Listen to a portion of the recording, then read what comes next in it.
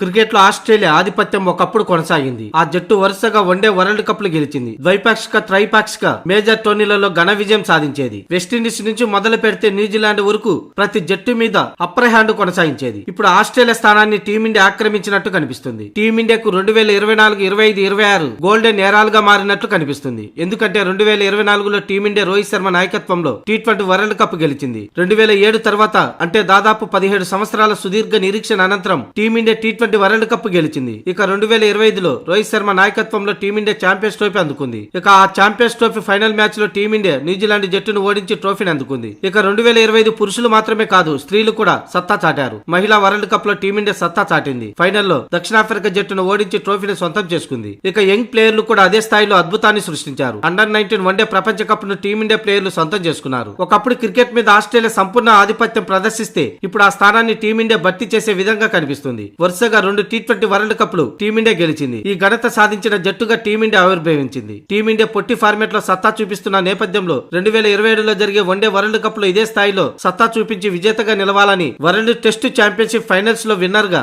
ఆవిర్భవించాలని అభిమానులు కోరుకుంటున్నారు.